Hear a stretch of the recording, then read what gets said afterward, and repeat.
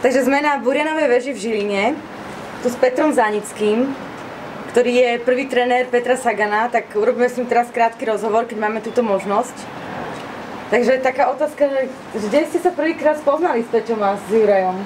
S Peťom a s Jurom som sa prvýkrát stretol na súťaži, myslím, že Peťo mohol mať 9 rokov, maximálne 10, boli to preteky tu nedaleko týmto smerom na Kysuciach.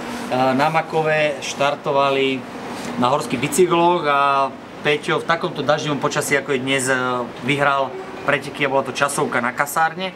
A my sme si aj mysleli, že teda však rozhodcovia sa asi pomýlili, zle to zmerali a však nemôže prvýkrát prísť na preteky a vyhrať. A na druhý deň boli preteky, kedy opäť štartoval už v hromadnom štarte a tam vyhral opäť, tak vtedy som tak zbystril, z toho chalana niečo bude. Takže to mi tak utkvelo v pamäti a spomienka na prvé Peťové preteky a prvé, dá sa povedať, naše stretnutie. Aj keď možno nebolo to úplne prvé naše stretnutie, ale isto prvé preteky.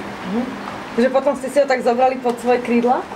Ono to bolo tak, že Jura chytila cyklistika skôr, Juro je rok starší a začal bicyklovať a Peťo hrával futbal v Bánovej, tak v takom nejakom žiackom družstve. A chodil sa len pozerať na nás, to znamená, jeho to hneď nechytilo, až keď videl Jura na 2-3 závodoch, tak potom ako išiel aj on už na tie ozajstné preteky, na ten slovenský pohár v horskej cyklistike a už potom dá sa povedať, že cyklistika ho lapla a trénovala. Tak teda mňa osobne zaujíma, že aký bol Peťo zverenec a že ako mu pomohlo to, že sa venoval aj iným druhom cyklistiky k tej cestnej. Mal by som povedať, že cieľavedomý, aby bol teda vzorom pre ďalších športovcov, ale nebolo to úplne tak od začiatku. Práve Juro, jeho starší brat, bol takým jeho ťahákom, to znamená, že aj keď bolo takéto počasie, tak Juro sa obliekal a Peťo sa pozrel vonku, pršalo a to teda nie je na bicykel, ale keď videl, že Juro to myslí vážne, tak išiel aj on. Takže naozaj to tak bolo v tých začiatkoch, že skôr Juro hecoval, ale neskôr samozrejme ako viac a viac Peťo bicykloval, tak bol aj cieľavedomejší, disciplinovanejší a jedna vec, čo Peter vždy musel byť o tom presvedčení. Jemu nevadilo, keď na zimnom sústredení sme povedali, že treba vybehnúť 5 krát na solisko, tak vybehol 5 krát, ale musel vedieť, prečo má bežiť, čo mu to pomôže. A proste to vždy zaujímalo, nerobil niečo bezmyšlienkovito, ale vždy chcel vedieť dôvod, čo mu to pridá na výkonnosti. A keď o tom bol presvedčený, tak to urobil na 100%. Takže s Petrom sa mi veľmi dobre spolupracovalo, rád na to spomínam. A tá cyklistika, samozrejme, tá horská cyklistika mu pomohla k tomu, že tú techniku, ktorú má, ja si dovolím tvrdiť, má málo kto na svete. To je super. Vie sa dostať do toho športu, nebojí sa, keď niekde to pred ním spadne, vie sa vyhnúť, preskočiť a tak ďalej. Takže horská bola vynikajúci základ. Jazdil úspešne aj cyklokros, jazdil aj cestu, dokonca veľa ľudí nevie, že Peťo aj na dráhovej cyklistike potreboval tú rýchlosť chytiť, takže dá sa povedať, že okrem nejakého bikrosu alebo z jazdového lyžovania, z jazdovej cyklistiky, aj keď aj tu chcel istý čas skúšať, dokonca ja si pamätám na obdobie, kedy Peťo na 2 mesiace prestal bicyklovať a teraz, že chce byť jazdár. Rýchlo to našťastie prešlo.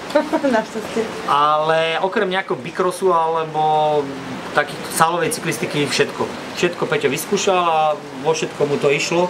Ale výnimočne v tej horskej, bol naozaj super. Tak a ešte taká otázka, že či teda keď Peťo Sagan je zo Žiliny, tak či tie deti viac inšpiruje k tej cyklistike, alebo že či nejaký väčší záujem o tú cyklistiku? Tak v našom klube cyklistickom spolku je momentálne asi 70 detí, čo nikdy nebývalo, takže naozaj Peťo je ťahákom pre deti aj zo Žiliny. My sme aj pripravili súťaž Detská túr Petra Sagana kvôli vlastne Peťovi a robíme to po celom Slovensku, teraz najbližšie v Čierchovej. Minulý rok sme mali viac ako 2000 detí, takže úplne super. A skúšame, lebo naozaj Peťo je takým ťahákom, on aj keď nechce byť taký nejaký mediálny, známy, ale tými svojimi rôznymi gestami a srandičkami na bicykli si sám o to pýta.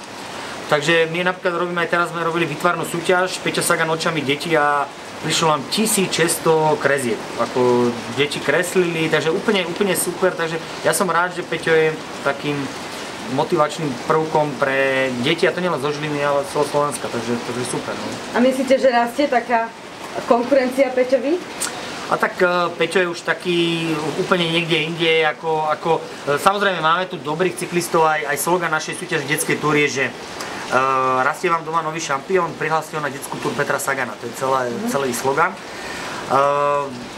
Toto je raz za 100 rokov, čo tu máme, takže ja verím, že aspoň na tú látku, že sa dostanú tí chalani, ako sa dostal Mišo Kolár alebo Juro Sagan, že do tej najvyššej cyklistiky sa im to podarí, ale presadiť sa tak, ako teraz Peter, tak bol by som veľkým optimistom, keby sa to stalo, aj keď prajem to cyklistom, ale naozaj tá konkurencia vo svete je obrovská. No dobré, a teraz, keď sme teda Milkou, tak o čo by ste sa vy tak podelili? Tak ja by som... O to najcennejšie. O čo by som sa ja podelil, tak ťažko povedať. O zdravie sa človek nemôže podeliť, ale to želám každému a podelil by som sa o šťastie, aby proste ľudia boli spokojnejší, šťastnejší a lepšie prežívali svoj život, takže asi o to šťastie. A keď teda ste taký športovec, že stále aktívne športujete, tak či by ste si trúfli na taký beh, ako ja absolvujem? Tak klobúk dole, Veronika, klobúk dole, 650 km je riadna porcia za 23 dní. Koľko to ubehneš denne? Tak v priemere tých 30. Fúha, tak ako myslím, že 30 som bežal možno 2-3 krát za život, okrem jednou maratónu, ktorú som si odbehol. Takže je to riadne sústo, ale takto v pokračovaní za sebou. Bola by to isto výzva pre mňa, mám rád behy, diaľkové behy, ale u mňa končia tým polmaratónom, takže tam je taká moja hranica.